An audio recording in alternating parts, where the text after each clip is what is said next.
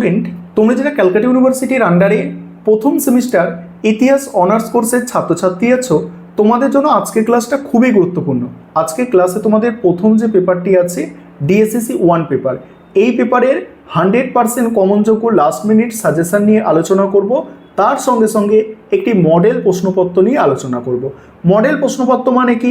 তোমাদের সম্পূর্ণ সিলেবাসের মধ্যে থেকে মোস্ট ইম্পর্টেন্ট প্রশ্নগুলো বাছাই করে একটি স্যাম্পল কোয়েশ্চেন পেপার তৈরি করা হয়েছে, যেখান থেকে তোমাদের পরীক্ষায় 50 to 60% প্রশ্ন ডাইরেক্ট কমন আসতে পারে। তাহলে প্রথমে আমি সাজেশন আলোচনা করব, তারপর মডেল প্রশ্নপত্র। এবং তোমরা যারা ইংলিশ ভার্সনের স্টুডেন্ট আছো, তোমরাও আজকে ক্লাসটা দেখতে পারবে, কারণ মডেল প্রশ্নপত্র এবং সাজেশন বাংলায় যেমন আছে তার সঙ্গে সঙ্গে ইংলিশেও আছে। তবে একবার আমি কোয়েশ্চেন প্যাটার্নটা তোমাদের প্রথমে মনে করিয়ে দেব। তোমাদের দুটো পেপার প্রথম সেমিস্টার, একটা হচ্ছে ডিএসসিসি 1 পেপার, যেটা আজকে আমি আলোচনা করতে চলেছি। এই পেপারটা 75 মার্কসের পরীক্ষা, অর্থাৎ 75 নম্বরের। সেখানে 20 নম্বরের প্রশ্ন 3টে অ্যান্সার করতে হবে এবং 5 নম্বরের প্রশ্নও 3টে অ্যান্সার করতে হবে। এছাড়া আরও একটি পেপার তোমাদের আছে, যেটা সাজেশন এবং মডেল প্রশ্নপত্র আমি পরবর্তীকালে আলোচনা করব। সেটা হচ্ছে 20 নম্বরের, সেখানে 30 নম্বরের প্রশ্ন একটা এবং দুটো 10 নম্বরের প্রশ্ন, অর্থাৎ সেই পেপারটা এসএসসি পেপারটা 50 নম্বরের পরীক্ষা। আজকে তোমরা ডিএসসিসি 1 পেপারটা সম্পূর্ণ বুঝে, প্রথমে তোমরা সম্পূর্ণ সাজেশনটা দেখে নাও, তারপর তোমাদের মডেল প্রশ্নপত্র নিয়ে আলোচনা করব। তোমাদের ডিএসসিসি 1 যে পেপার আছে, এই পেপারটা 75 নম্বরের পরীক্ষা, আগেই বলেছি। দু ধরনের প্রশ্ন আছে, 20 নম্বরের প্রশ্ন 3টে অ্যান্সার করতে হয়, আর 5 নম্বরের প্রশ্ন 3টে অ্যান্সার করতে হয়। এই হচ্ছে তোমাদের কোয়েশ্চেন প্যাটার্ন। আরেকটা পেপার আছে 50 নম্বরের, সেখানেও কোয়েশ্চেন প্যাটার্নটা একটু বলে দিই। সেখানে 30 নম্বরের প্রশ্ন একটা থাকে এবং 10 নম্বরের প্রশ্ন দুটো থাকে। দুটোই কোয়েশ্চেন প্যাটার্ন বলে দিলাম। আজকে ডিএসসিসি 1 পেপারটা তোমাদের আমি ক্লিয়ার করছি।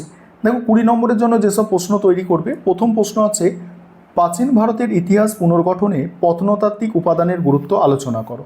পরের প্রশ্ন আছে মগধ সাম্রাজ্যের উত্থানের কারণগুলি আলোচনা করো। মগধ সাম্রাজ্যের উত্থানের কারণগুলি আলোচনা করো। তারপরে প্রাগৈতিহাসিক ভারতে শিকার ও খাদ্য সংগ্রহকারী আদিম মানুষের খাদ্য উৎপাদক হয়ে ওঠার বিবর্তনের পথ উল্লেখ করো। নেক্সট হচ্ছে হরপ্পা সভ্যতার পতনের কারণগুলি আলোচনা করো। হরপ্পা সভ্যতার পতনের কারণগুলি আলোচনা করো। তারপরের প্রশ্ন হচ্ছে যে কৃষির উন্নতি বৌদ্ধ ও জৈন ধর্মের পথ প্রশস্ত করেছিল, তুমি কি মনে করো? অথবা দিয়ে প্রশ্ন আসতে পারে খ্রিস্টপূর্ব 6ষ্ঠ শতকে প্রতিবাদী ধর্ম আন্দোলনের সাফল্যের কারণ বিশ্লেষণ করো। তারপরে হচ্ছে সঙ্গম সাহিত্যের উল্লেখে দক্ষিণ ভারতের তামিলকাম সামাজিক ও অর্থনৈতিক অবস্থার বিবরণ দাও। পরের প্রশ্ন আর্য সমস্যার মূল দিকগুলি বিশ্লেষণ করো। আর্য সমস্যার মূল দিকগুলি বিশ্লেষণ করো। তারপরের প্রশ্ন হরপ্পা সভ্যতার শিল্পকলা ও ভাস্কর্যের বৈশিষ্ট্য ব্যাখ্যা করো। হরপ্পা সভ্যতার শিল্পকলা ও ভাস্কর্যের বৈশিষ্ট্য ব্যাখ্যা করো। এখানে এই প্রথম 8টা প্রশ্ন হচ্ছে একদমই টপ মোস্ট ইম্পর্টেন্ট প্রশ্ন তোমাদের সিলেবাসের মধ্যে থেকে। এছাড়াও তোমরা যে প্রশ্নগুলো তৈরি করবে একটু দেখে নাও। হরপ্পা সভ্যতার নগর পরিকল্পনার বৈশিষ্ট্য, এটাও ভালো করে দেখে রাখবে, প্রশ্নটা খুবই ইম্পর্টেন্ট প্রশ্ন এটাও। মেহেরগড় সংস্কৃতির বৈশিষ্ট্য ব্যাখ্যা করো। তারপর হচ্ছে নন্দবংশ পর্যন্ত মগধ সাম্রাজ্যের উত্থান ও সাফল্যের কারণ বিশ্লেষণ করো। নেক্সট হচ্ছে তাম্রপ্রস্তর যুগের সংস্কৃতির বিকাশ ও বৈশিষ্ট্য আলোচনা করো। তারপরে ষোড়শ মহাজনপদ সম্পর্কে আলোচনা করো। এবার 5 নম্বরের প্রশ্ন দেখো। 5 নম্বরের প্রশ্ন যেগুলো তৈরি করবে, প্রথম প্রশ্ন প্রাচীন ভারতের ইতিহাসের উপাদান হিসাবে প্রশস্তির গুরুত্ব আলোচনা করো। কি বললাম? প্রাচীন ভারতের ইতিহাসের উপাদান হিসাবে প্রশস্তির গুরুত্ব আলোচনা করো। নেক্সট হচ্ছে মাইকোলিথ সম্পর্কে একটি টিকা লেখো। পরের প্রশ্ন মেহেরগড় সংস্কৃতি সম্পর্কে কি জানো? মেহেরগড় সংস্কৃতি সম্পর্কে কি জানো? পরের প্রশ্ন হরপ্পার ধর্ম সম্পর্কে একটি টিকা। হরপ্পার ধর্ম সম্পর্কে একটি টিকা লেখো। নেক্সট হচ্ছে ঋগ বৈদিক সমাজে নারীর স্থান নির্ণয় করো। ঋগ বৈদিক সমাজে নারীর স্থান নির্ণয় করো। পরের প্রশ্ন আজীবিক ধর্মের মূল ভাবনা সম্পর্কে টিকা লেখো। আজীবিক ধর্মের মূল ভাবনা সম্পর্কে টিকা। পরের প্রশ্ন হিস্ট্রি ও ইতিহাসের মধ্যে পার্থক্য নিরূপণ করো। হিস্ট্রি ও ইতিহাসের মধ্যে পার্থক্য।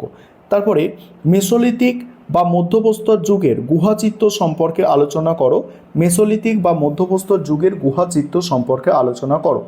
নেক্সট বৈদিক যুগের সভা সমিতি বলতে কী বোঝো? বৈদিক যুগের সভা সমিতি বলতে কী বোঝো? পরের প্রশ্ন প্রাচীন ভারতে গান্ধার শিল্পের সংক্ষিপ্ত বিবরণ দাও। এখানে এই 10টা প্রশ্ন হচ্ছে একদম তোমাদের সিলেবাসে টপ মোস্ট ইম্পর্টেন্ট প্রশ্ন। এছাড়া যেগুলো করবে দেখো, প্রাচীন যুগে ভারত সম্পর্কে ধারণা বলতে কী বোঝায়, তারপর আলেকজান্ডারের আক্রমণের প্রভাব আলোচনা করো। এবারে দেখো মডেল প্রশ্নপত্র নিয়ে আলোচনা করব। তার আগে যে বিষয়টা বলার আছে তোমাদের জন্য অনলাইন কোচিং ক্লাস চলছে। তোমরা যারা অ্যাডমিশন নিতে ইচ্ছুক পরবর্তী সেমিস্টার অর্থাৎ সেকেন্ড সেমিস্টারের জন্য তোমরা অ্যাডমিশন নিতে পারো, এবং এই সেমিস্টারে তোমরা পিডিএফ নোটস বা স্টাডি মেটেরিয়াল আমাদের থেকে পারচেস করতে পারো। তার জন্য তোমাদের স্ক্রিনে একটা নম্বর দেখতে পাচ্ছ, এই নম্বরে যোগাযোগ করতে হবে। দেখো এবার মডেল প্রশ্নপত্রটা দেখো। প্রথমেই তোমাদের 5 নম্বরের প্রশ্ন থাকে, সেখানে কি প্রশ্ন রাখা হয়েছে যে প্রাচীন ভারতীয় ইতিহাসের উপাদান হিসাবে প্রশস্তির গুরুত্ব আলোচনা করো। পরের প্রশ্ন আছে মাইকোলিথ সম্পর্কে একটি টিকা লেখো। তারপরের প্রশ্ন আছে মেহেরগড় সংস্কৃতি সম্পর্কে কি জানো। তারপরে হরপ্পার ধর্ম সম্পর্কে একটি টিকা লেখো। নেক্সট হচ্ছে ঋগ্বৈদিক সমাজে নারীর স্থান নির্ণয় করো। নেক্সট আজীবিক ধর্মের মূল ভাবনা সম্পর্কে টিকা। এবারে 20 নম্বরের প্রশ্ন কোনগুলো দেওয়া আছে দেখো। প্রথম প্রশ্ন, প্রাচীন ভারতের ইতিহাস পুনর্গঠনে প্রত্নতাত্ত্বিক উপাদানের গুরুত্ব আলোচনা করো। নেক্সট হচ্ছে মগধ সাম্রাজ্যের উত্থানের কারণগুলি আলোচনা করো। নেক্সট, প্রাগৈতিহাসিক ভারতে শিকারী ও খাদ্য সংগ্রহকারী আদিম মানুষ খাদ্য উৎপাদক হয়ে ওঠার বিবর্তনের পথ উল্লেখ করো। পরের প্রশ্ন, হরপ্পা সভ্যতার পতনের কারণগুলি আলোচনা করো। পরের প্রশ্ন, কৃষি উন্নতি বৌদ্ধ ও জৈন ধর্মের পথ প্রশস্ত করেছিল, তুমি কি মনে করো। ঠিক আছে, অথবা দিয়ে প্রশ্নটা আছে এখানে, খ্রিস্টপূর্ব 6ষ্ঠ শতকের প্রতিবাদী ধর্ম আন্দোলনের সাফল্যের কারণ বিশ্লেষণ করো। তারপর হচ্ছে সঙ্গম সাহিত্যের উল্লেখে দক্ষিণ ভারতের তামিলকামের সামাজিক ও অর্থনৈতিক অবস্থার বিবরণ দাও। এবার তোমরা যারা ইংলিশ ভার্সনের স্টুডেন্ট আছো তোমরা দেখে নাও, আমি স্ক্রল করে যাচ্ছি, আমাদের সেম মডেল প্রশ্নপত্রটা ইংলিশেও এখানে তোমাদের জন্য রেডি করে দেওয়া আছে।